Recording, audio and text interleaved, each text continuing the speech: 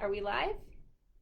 It does this little spinny thing, but I think we're live. So if you're here, thanks for joining on. The internet might be a little bit slow. All right. Okay. So hello, everybody. Thanks for joining us here on Holistic Pet Mentor. Today I have a special guest that I wanted to bring on because we at Holistic Pet Mentor, thanks to your booking of pet care consults, get to make a donation to the Cumberland Valley Animal Shelter. And I thought I would hop on here and show you guys a little bit about them. Hey, there's my friend Veronica. Thanks for joining, Veronica. I wanted to share with you guys why I love this nonprofit, this organization, why it's like my heart organization, and that I would choose them every time for a donation. So I'm just going to stop talking and introduce you to Jennifer Vandereau. So do you want to share your title? Hi, sure. My title, I'm the Director of Communications with the Cumberland Valley Animal Shelter. Yeah, so Jen was with the shelter before I was with the shelter. So it's back since 2005 is when I was hired at the shelter, and I stayed for, well, technically 8 years because I worked from home for 3 years. That's right. But you were there before I was there, yes, doing the communication work. So right. How long have you been there now? It's either dedication or masochism, and it depends on the day as to which one I decide. 2001 is actually when I started at the animal shelter, so it's 20 years, going on 20 years. This is, your 20th year at the shelter. So, because I adopted Buddha in 2000. Oh, there you go. Okay, so I wasn't quite there yet. Yeah. And Buddha's almost 21. There you go. So that, Isn't that cool? Whew. This is dedication right here. Doggy. So, all right. So, tell me about your experience and all the things that have gone on with the shelter. Can you talk about the mission and the vision, and maybe that's why you stayed there so long? Maybe that's why. I think it has a lot to do with crazy. That's why I stayed there so long. No, it's the secret sauce. It's the secret sauce. No. It's the secret sauce. Yes. Secret sauce is crazy. No, our mission is to actually shelter, protect, and adopt animals within our jurisdiction. And that is what we have done in the 20 years that I've been there. And we're going to do that 20 years, 40 years on down the road, well into the future, farther than I can certainly see. And we're there for the animals. That's the bottom line for the whole entire thing. So that's why we do what we do. That's why I get up in the morning. And I think part of the reason I've been there so long is because I've worked in other jobs, retail and things like that. And, I always tell people I worked at Borders, and you sold a book, you didn't sell a book. You went home and the books were just, not just books because I love books, but the books were in there, and it's a different thing when you work with actual living beings. Yes. And so I think that even on the days that it's frustrating, and even on the days when I'm like, that's it, I'm done, I'm leaving, it's over, and then I'll see the eyes of Banner, the cute little Yorkie. I'll see Amber's face. Check out Banner at the Cumberland Valley Animal Shelter. He's 12. I'd really like to adopt him, but that one. My husband's like, no, he's not kid friendly, Right. Yeah. He's basically one of those dogs you just hold all the time. Exactly. Right. So somebody who if you have a heart for the seniors, you got to check out Banner, the little Yorkie. Definitely. And then you said there's a cat there that needs a home. Yes, his name is Andy. He's been with us. I think it was a year in February. Don't quote me on the month, but he's definitely been there longer than a year. Came in with a mama and young siblings, and he was one of the babies. And Mama got adopted before the baby. Can you imagine this? So Mama got adopted. All of his siblings got adopted, but Andy's still with us. So yeah, he's a cat, and he's a nice guy, but he's one of those cats that's like, yeah, I like you. You're cool, maybe. You know what I mean? So cat people will get that, because I've got cats at home, they're like that, and I was like, oh, you feel like talking today? No? All right, have a good day. So yeah, it's one of those situations with Andy, but nice guy, deserves a chance, you know what I mean? How old's Andy? He's probably about, how old is he? He's probably, obviously, a year and a half, I think. Okay, so because he's been at the shelter for a year. Yeah, exactly. And so, he was a kitten, but just remember, all kittens grow up, and they need homes, even when they're adults, right? Right. So, that's really cool. I love what you guys do. They have a wonderful transition home at the Cumberland Valley Animal Shelter. Can you tell us a little bit about the shelter? Like, what size building is it? And you guys have something really special about the shelter. Oh, yes. We, with the help of this one, moved into a facility in 2013.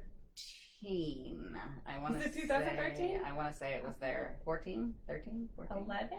I'm old. January 2011. It was January. It was not 11. How does time go by that?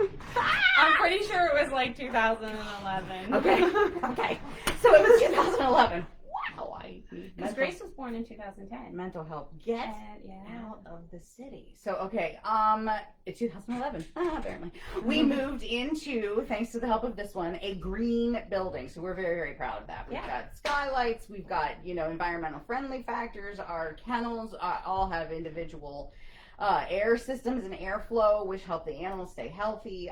The one really frustrating aspect of the old building was that, oh my God, like the disease would just flow through that place because it was tough to maintain because you had adoption butting up to the isolation areas, and then they could go nose to nose, and it was like, so it was kind of like it's kind of like dusting.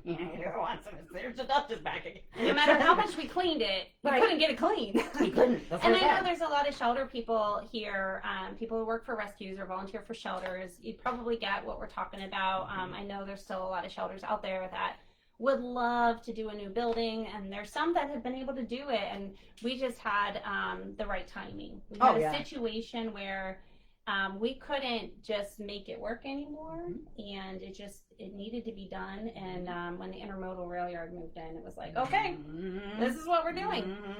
But yeah, Jennifer's completely right. Now, I left the shelter, resigned, we started working from home when you guys moved in. Oh, yeah. So I never got to use my office, but that was totally okay with me because what I remind people is like, you're stewards of the position. Right? So you're there to leave it better than when you came. Exactly. So what I love about this shelter is your openness to do whatever's best for those animals. You guys have a lot of amazing programs for the community. You bring people in to help volunteer. You have an awesome volunteer program. Oh, yeah. So if you want to volunteer, this is the place. If you want to help animals, check out Cumberland Valley. Excellent volunteer program. We're very fortunate with our volunteers. And Couldn't you do guys it without them. I know you used to go to schools and... Yes, I'm obviously not at the moment, but yes, right. So yes, I do go to schools. I have, again, not at the moment, but scout troops, I talk to kids all the time and, impress upon them and give tours and would impress upon them, the need to help animals and how important it is to take care of our pets. So yeah, absolutely. We do a lot of outreach. Yeah, and cruelty work. You guys still doing cruelty work? We do, yes, we do.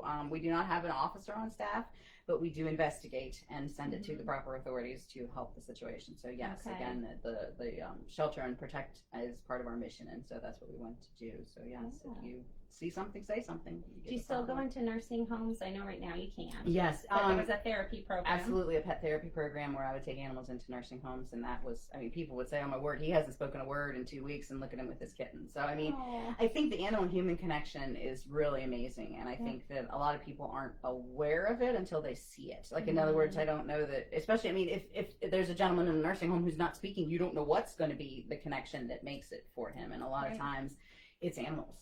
It's animals and babies. You know what I mean? That's something I say. You bring a baby in, people are like, oh my God. And if you bring a puppy in, they're like, come on. Yeah, exactly. Yeah, so, and I think it helped not only the residents, but it helped the staff too, because the staff would seek me out and go, I heard there's a dog. There's the dog. Smooch, smooch, smooch. You know what I mean? Changed in the day to have an animal in. And it gave the animals more exposure. They sometimes find homes from that. Sure, and it would give us more of an idea of what the animal's, temperament and behavior was like. The people would say to me, Jen, how do you do in a car? You know what I mean? Jen, how did he do on the trip? Jen, how was he with the people? Oh, you guys, he was amazing. He's going to be great for somebody. You knew that. You could actually see that as an actual interaction, and that helped them find homes. Yeah. Cool. You guys do a lot of cool things. I know at one point we would have kids in that were in like a kind of a detention home, and they were in bad situations and they needed a lot of help and a lot of discipline. And they would come in and learn how to take care of the animals. They would clean kennels. They would walk the dogs. And I would get the nicest letters from these kids, how it made such a difference in their lives. So these animals, even though they're homeless and we're looking for a forever home, they're making a difference in the world because the shelter is open to having the animals get out into the community and having the community come in and be a part of it. Right. We have a program that works with the school. Our career training center for the animal technicians comes in and helps with spay neuter, from what I understand. Absolutely, yes. Again, not right now, but yes, that's been phenomenal help to us. The the vet tech program actually at the career center actually will come in, help with the spaying and neutering of the animals, help with whatever we need help doing, and they've just been absolutely phenomenal. And that's been another great program that when the kids graduate, we'll say, you guys don't know what you've done for us, and it's been that alone has been worth anything. So they're really grateful for that, and it helps us tremendously. And we have had a spay and neuter clinic for the public for at least, it's been again a few years. It has. I lose track of time clearly, and so that has been not only saving the animals in the community, but it has also been showing the students how to spay and neuter, how to do the actual procedures, and in addition to helping us because we don't have the staff to do that, they help us, and we also help the community, and that's less animals out there populating and less animals coming in. So I mean, it's just a win-win-win-win-win. Win-win. And another It's win. Amazing. So many wins.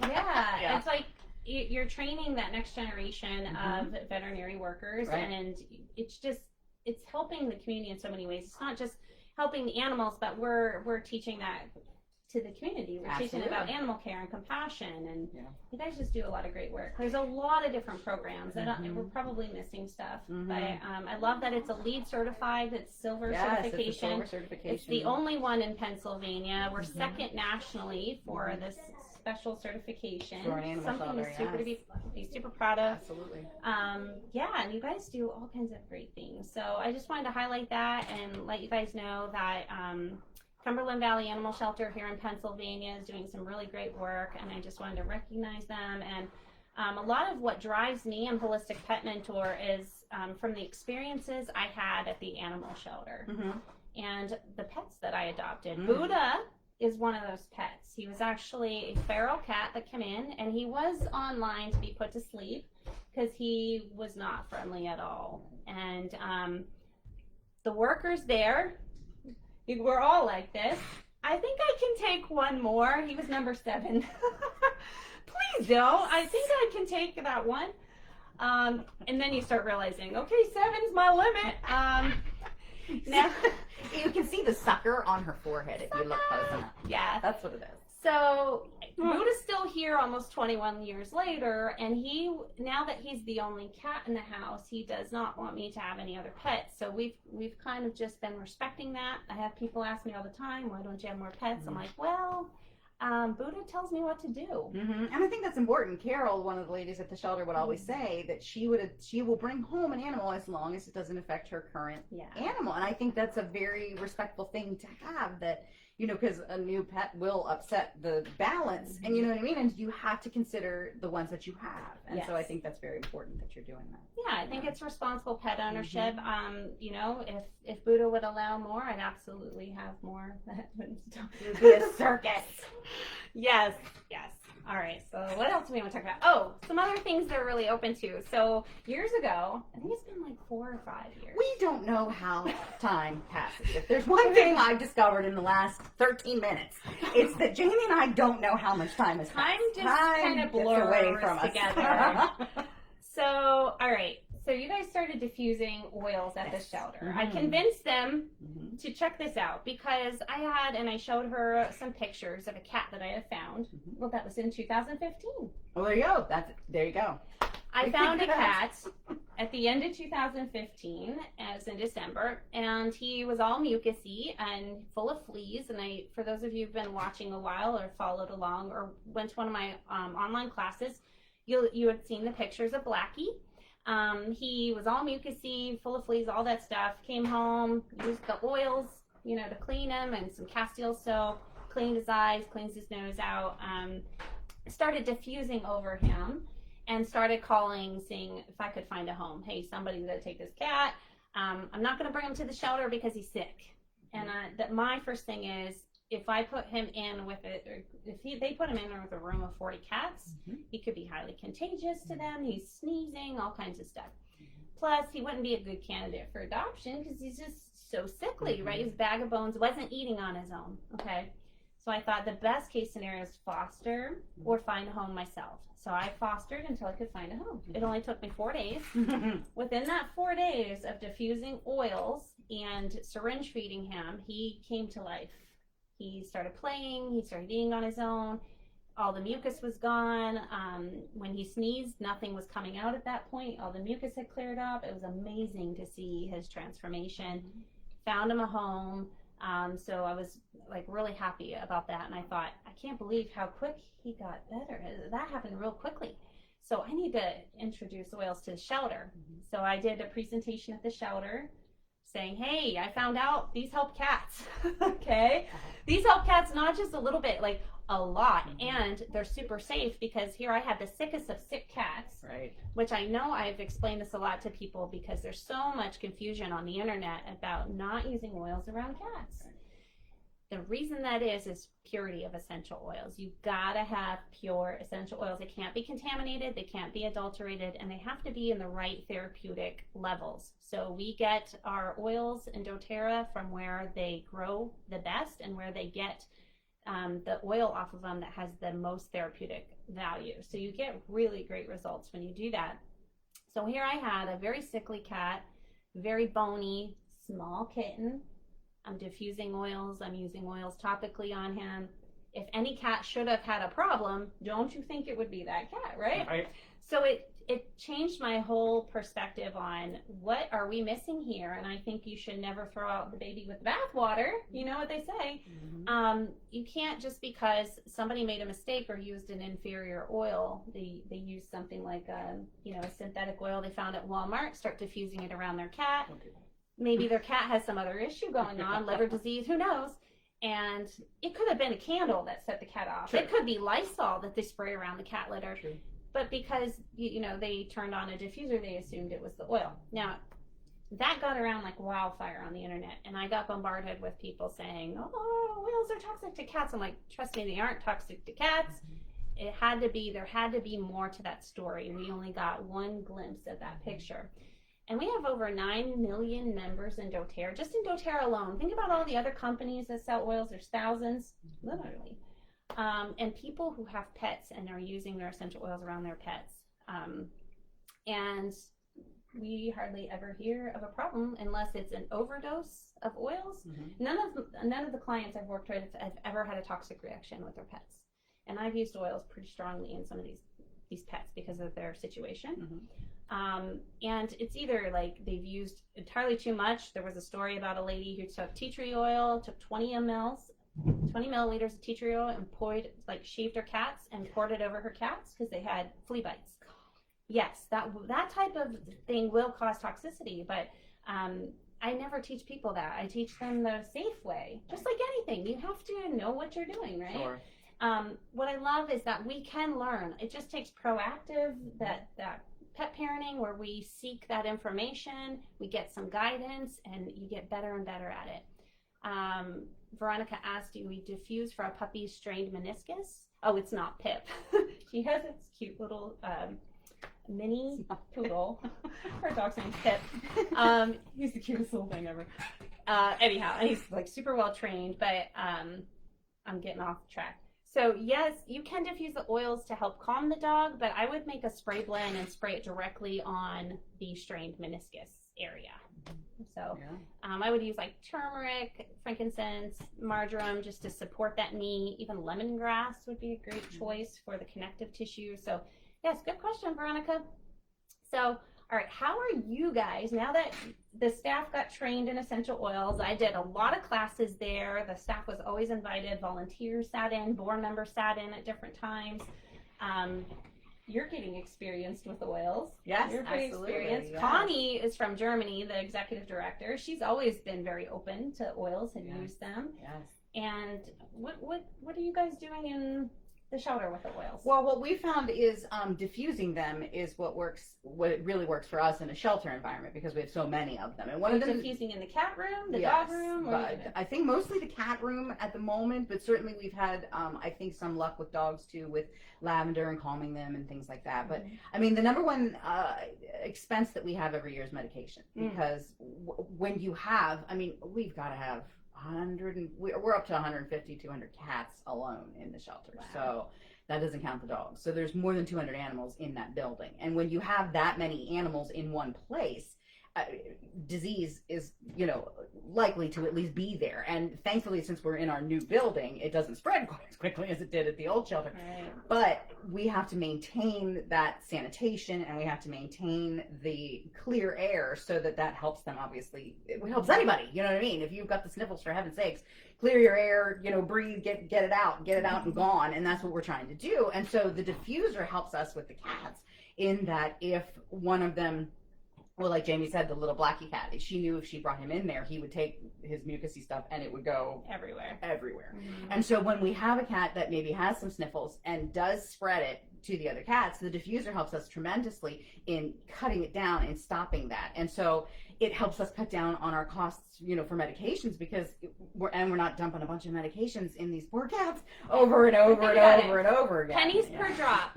I want to talk to the shelter people right now, and the veterinarians, and anybody in the pet care industry.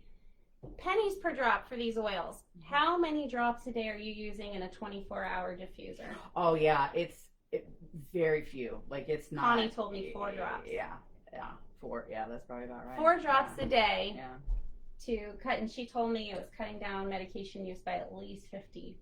I would believe that. Yeah. That's incredible. Sure. That's saving a lot of animals. Sure. And and as we were talking too, that when we find people who maybe are new, a new staff member who doesn't know, and maybe if things get slipped up, you know what I mean? We're like, oh, we forgot the 4 drops or something like that. We see a difference. We notice that why is Hercules back there sniffling again? I thought he was done with that, and then we realized, oh, we didn't do the diffuser. And then as soon as we diffuse again, gone. Back to good. So, I mean, sometimes that's how you learn, and you realize, oh my gosh, this stuff actually does work. And so, yeah, I mean, the bottom line is it's natural, and a lot of the ways that the species has continued is through nature. We walk through lavender fields and that kind of thing, and animals obviously live in nature.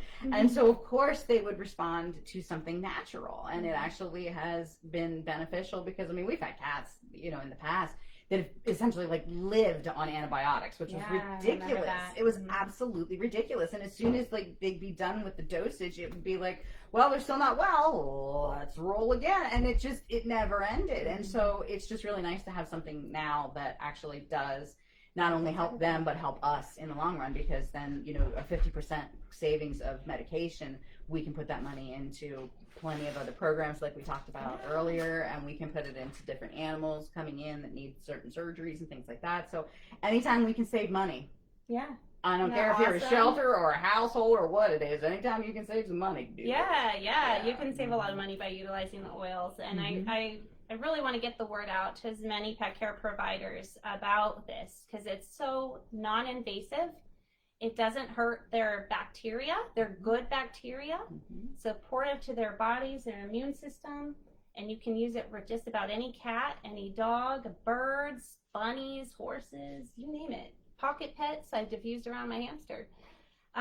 So in 4 years, how many cats do you think in the shelter were exposed to essential oils? Oh my God. This will blow your mind if you think oils are toxic to cats.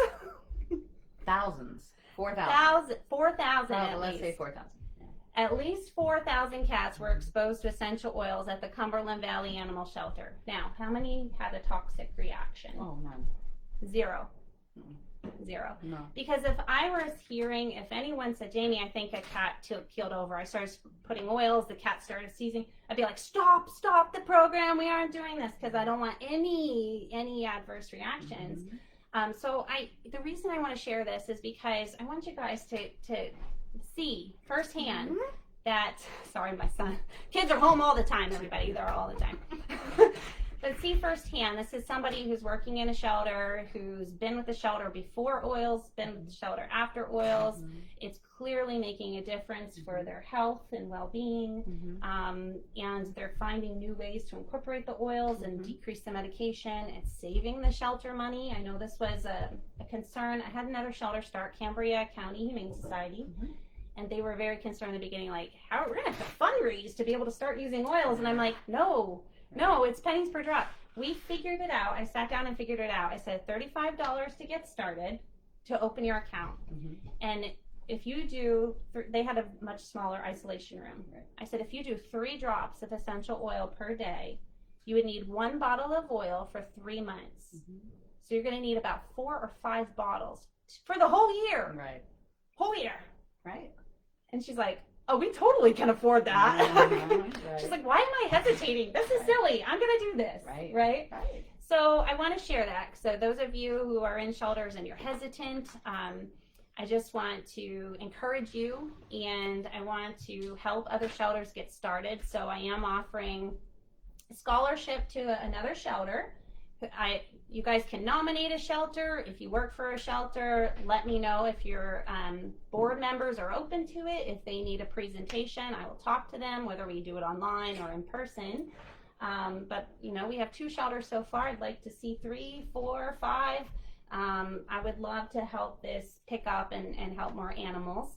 And speaking of helping animals, so for the last, since January, I made a decision. I wanted to decide whether I was going to become a nonprofit at Holistic Pet Mentor, or what would be the best way that I could fulfill my mission to help animals in a large capacity. So when you book a consult with me, not only are you helping your pet, but that money is going to go toward helping other pets. And I love the idea of helping pets that don't yet have pet parents, right? They don't have a family yet. Right. And that's ultimately your goal at Shelters and Rescues. So I decided that my consult fees, so when you book a consult with me, I put that money aside to go into a nonprofit status. There's a 6-month process, and it costs thousands of dollars to get started. I didn't want to wait and put thousands of dollars into starting a nonprofit. Also, you guys get audited every year, don't you? Yes. Nonprofits get audited every year. And that audit is at least, I know when I was there 10 years ago, it was $5,000 a year for audits.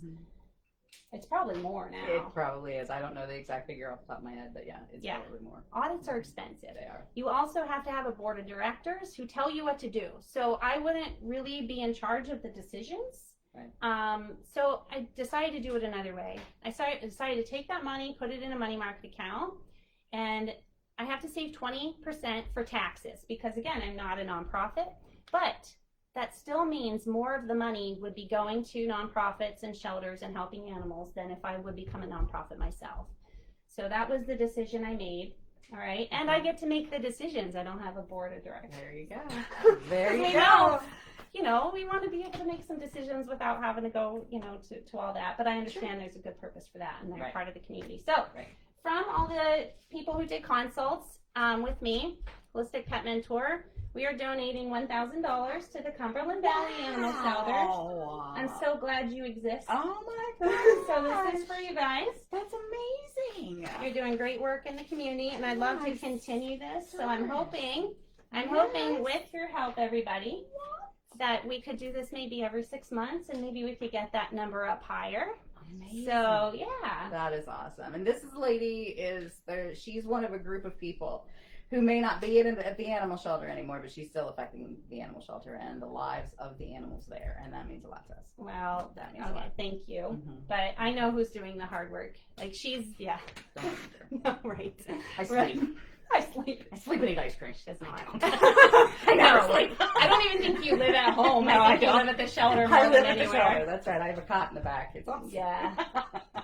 So does anybody, let me check to see if anybody has any questions for you. Look who's on. There's Dr. Ridenour. Hey. He's retired now. Nice. Living the good life. Exactly. Yeah. Oh, Michelle, you're a sweetheart. Michelle lives in Washington State. That's She's an so amazing, cool. amazing person. Oh my gosh, she takes care of her family and her, she's just wonderful. Good. I love her. Good. And I've met so many fantastic people. Look who's saying hi, Andrea Hance. I shared your story, Andrea, about Molly with Jennifer. And I also brought up the point, so I want to bring this up to everybody here. Now, you guys know that I'm not real big on vaccinating, especially sick animals. I believe in testing for immunity. Sorry about my squeaky chair. I swear, I'm not tooting. Chair's squeaky. All right, anyhow, I'll stop. I'm just awesome. All right, so I'm not big on vaccinating animals. I like to check for their immunity first before having people go and revaccinate. And I think vets are really becoming aware of this issue. I think many of them understand, especially with the rabies vaccine, it can cause more harm than good. So there's this thing called immunity versus vaccination. So is the animal immune, or do you just want to see the vaccine? The shelter does have some pretty strict requirements with adoption, which I totally understand. Been in those shoes. It's very hard to decide, is this person going to end up abusing this animal that we've worked so hard to get healthy and ready for adoption and invested the community's money into? Right. Or is this person going to be the forever home and going to do what it takes to take care of this animal and give it a chance, right? Since it can be a commitment. It can be an easy transition and end up being like soulmates. Right. My Tiffany was like that, Oh, Buddha. yeah. Right.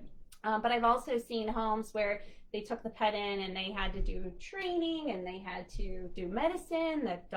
There's a dog there now, the 12-year-old Yorkie, has thyroid issues. Just giving you a heads up. So that's going to be a labor of love. Now, a lot of the people who are on here, you go natural. I may have told you, please don't vaccinate your pet anymore. I want you to do an immunity titer. I want you to do a titer check first. See if your dog has immunity. It's not a perfect test. It's just the best test we have to test for this. I recommend going through Dr. Rob at Protect the Pets because it's more affordable. It's $55 for a rabies titer, okay? So before you would go into the shelter, if your dog is not up to date with their vaccination, you can prove that your pet is immune, and you can bring that in. So Jennifer said she would talk to some of the staff about that this is coming up because sometimes the people who, maybe they aren't running to the vet for everything, but maybe they've done all that. Maybe they've spent years going for Cushing's. They've spent years for urinary tract infections, allergies, chronic allergies. And they saw that the therapies, the medications weren't actually working for their pet. And so they were looking for another way. And so the void that I'm trying to fill is that space where the pet parent has more control than they realize. We can control diet. We can control what goes in and on our pets. And we can decide how many vaccines they get, how often, that type of thing. But we do need to make sure they're immune, right? We need to do our best and keep them healthy. Right. So I think this is going to be emerging even more. There's going to be more and more pet parents that go this way, more of an integrative style, more holistic, because they're starting to wake up to the dangers of too many medicines, too many pesticides, too many vaccines. When you put a pesticide on your pet, you're making their blood toxic. And, I admit, I was all about it. I was all about I put chemicals on all the pets. I thought I was doing a good thing. I really believed I was. And you do the best you can with what you know. We fed dry kibble. Buddha had kibble for a long time. I wondered why he puked all the time. Now he's on raw, and it's working for him. Right. I know that's not feasible for the shelter. Although, wouldn't that be awesome? Wouldn't that be awesome? Right. Oh my That God. would be awesome. Oh my word. But the shelters come a long way with how they feed. Oh yeah. Very definitely. particular, no dyes. They don't do like Old Roy. They don't do meow mix. No kitten caboodle. That stuff's all corn. They still sell that food. The name's Caboodle. Must be good. Meow mix. It says meow. Right? No. Right. We don't So do that. No. they're very, very conscious and aware of these little things. And so just let them know if you do decide if you're working with me and you decide to adopt another animal, let them know. I'm more than happy to advocate on your behalf, talk with the staff, let them know why you're making the decisions, help explain. Because sometimes they're like, I'm not really sure. This is the list of what I'm supposed to do. Sure. I'll help explain. Right. I just wanted to share that. But they have to be strict because they just never know if the person's going to actually follow through with the care sometimes. Well, and we're talking to the good people, and I know You guys that are the right now. best. Do you know what I'm saying? Like, do you believe me? I could tell you stories that you're like, no, that did not happen. I'm like, oh no, that happened. You know what I mean? So there are people out there who do not see pets the way you guys see pets.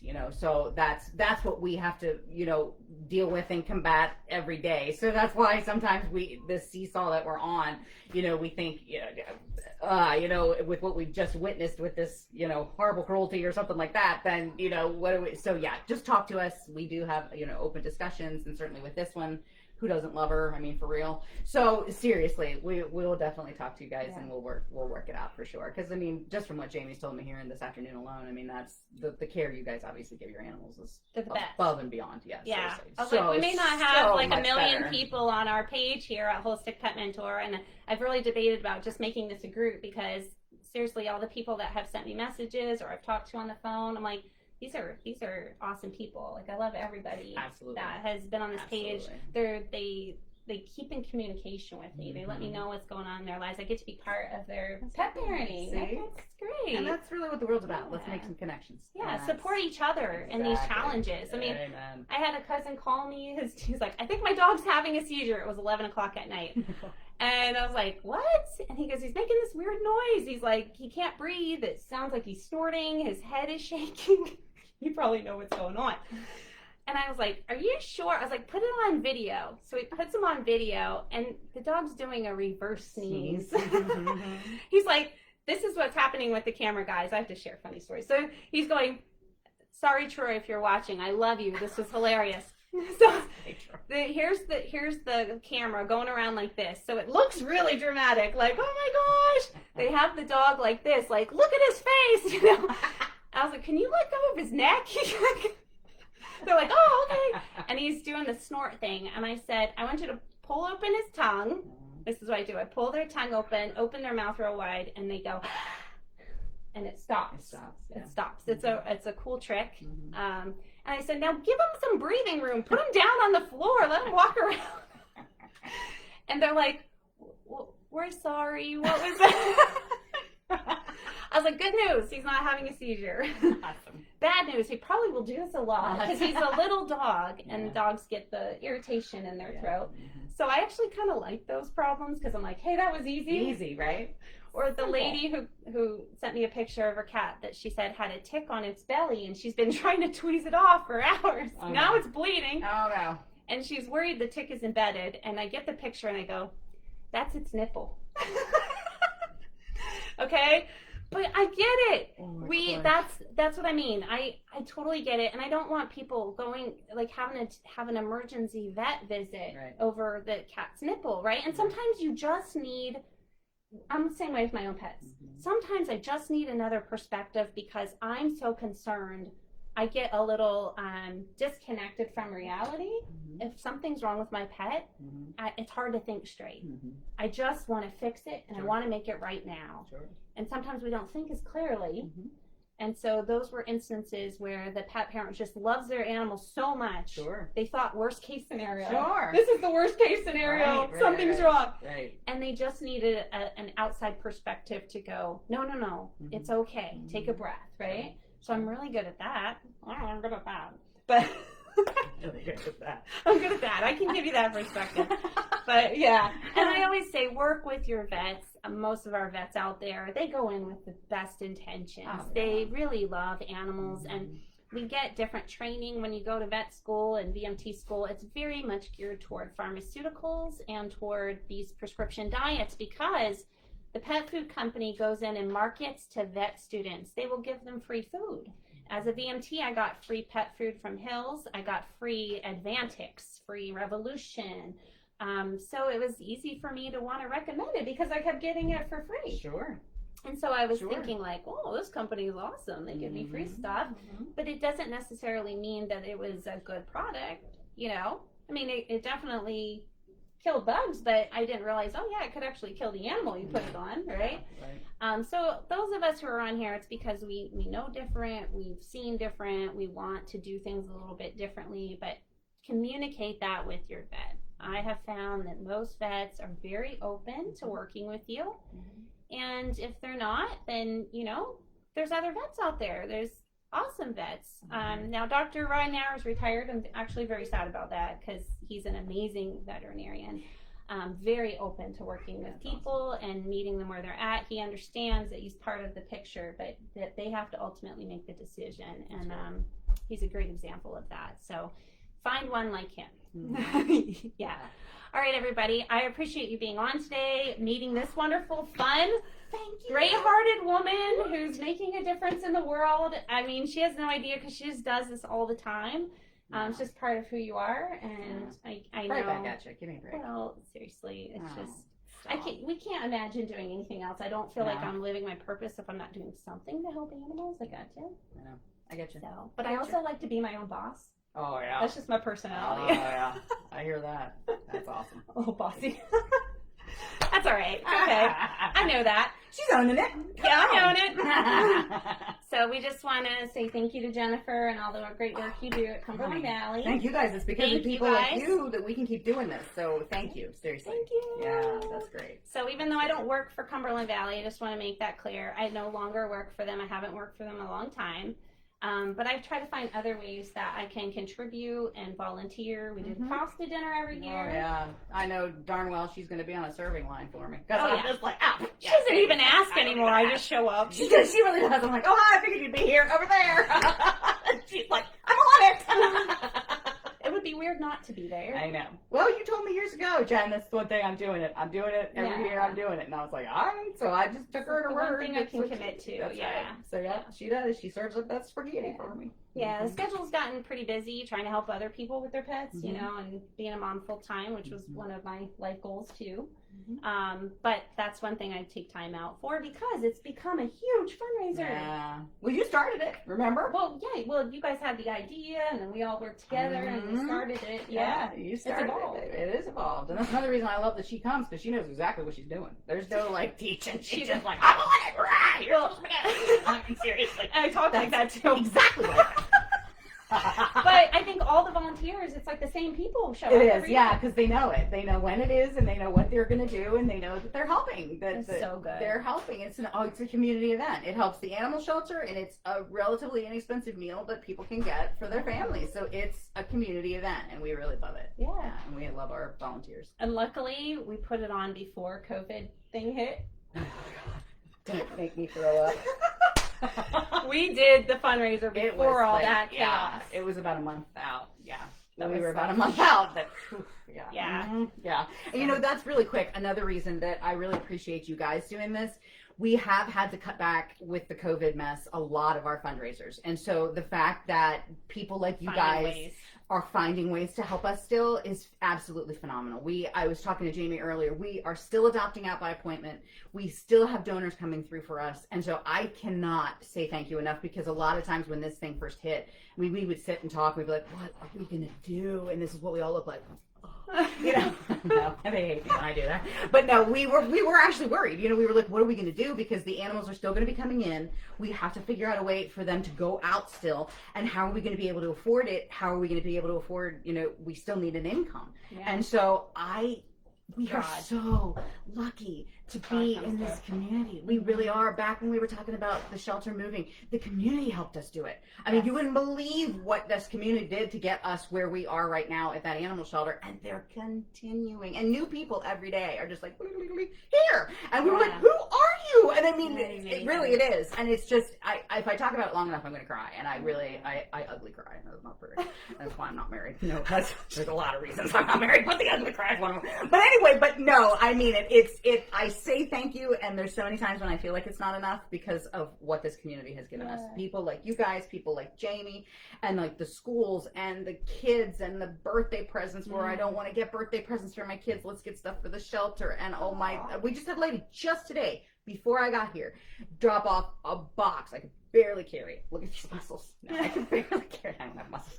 I could barely carry it of blankets and towels and things because her dog had passed away. And she said, I probably am not going to need that. And I was like, oh, honey, I'm so sorry to hear that, but we're going to have people here, you know, and you're going to be helping, your doggie is going to be helping other doggies. And so that's what we have, and that's where we are. And I just don't think thank you's enough. I really genuinely don't with what I've seen and the giving and the altruism and all of it, what I see on a daily basis. Thank you is just 2 words. It can't possibly be enough to say that. So you guys, seriously, from the bottom of my heart, $1,000, that's phenomenal. And that's going to help a lot of animals. And that's, and to do it in the midst of, you know what I mean? I'm going to give a shout out. Do you know Jacqueline Gemmel? Jackie Gemmel? She adopted dogs from you people. Okay. Jackie's in Florida right now. She's probably one of the biggest donors. That is awesome. So I consult with Jackie quite a bit. And next thing I know, I'll see a PayPal that she donated 25, 50, 75. Great. I'm like, Jackie! Great. That's great. Yeah, so Jackie, if you're watching, that's a lot from you, girl. Love. And that's the thing. We've got people out because they adopt and then they move away, but they always remember us. And so they always remember where they got that love. They always remember where they made that connection, and they don't stop. And it's just, it's the one thing I will tell you, that when you're going through the day and you see bad stuff and people being mean and all that kind of stuff, the good is out there. I am living proof. Jamie's living proof of it. The good is out there, and that is what we have to constantly remember in these times that we find ourselves. Oh, that's a great message. Okay, I just want to point out, because I know we're going on longer, because that's how we are. Well, that's what we do. All right. Well, I'm not married. So before Jen was there, I actually was a vet tech. I was an animal care technician part-time, and then I worked at the veterinary hospital. So that was before I was there. And then we had really bad PR. So for those of you who maybe you're working for a shelter, you're trying to make a difference, but the community's not really on board, I have that perspective. I remember there was a time when the community was not very supportive of our shelter, that really had a bad image of the shelter. They thought that it was a place where animals go to die, and it was a very sad place. And Jennifer's worked her tail off to help educate people and to get the staff. It's really the energy of the staff, the board members, the people who are involved, who are going to convey the true message of healing, of hope, transition. This place is not just for adopting animals, but it's actually a part of the community and helping people. People. Right. Absolutely. You can't help animals without helping people. Bottom line, you can't. Yeah, so it's pretty unique in that way. And it's completely private donations. It's a privately funded shelter. They don't get state money. Yeah, so that's what keeps them going. That's what helps us. And I do, if there's shelters out there that are struggling, or rescues that need to get their name out, again, I want to sponsor one, get some oils flowing in your cat areas. Also, I would love to work with your staff and just, give a talk about how to get the community on board to support you. I was going to say, guys, try. You know what I'm saying? Jamie's not talking about coming into your cattery and dumping oils all over every cat. Not going to happen, okay? Stick a diffuser in there and just see what happens. Just see what happens. Honestly, what's it going to hurt to try? Yeah, try before you buy. Right? Before you sign up. Give it a whirl, for crying out loud. It could end up being the best decision you ever made, especially for your cats. Yeah. And they can get wholesale accounts and nonprofit status with doTERRA, so you don't pay taxes. See? So there you go. Makes sense to me. If we found a success with it, just seriously, give it a shot. Jamie's not talking about coming in with a hose and having a for real, just diffuse something in your cat isolation area and see what happens. Don't be afraid. All right? Okay, everybody. Have a great day. Thanks again. We love you guys. You're amazing. Thanks, Pet parents. All that stuff. And then it's going to have me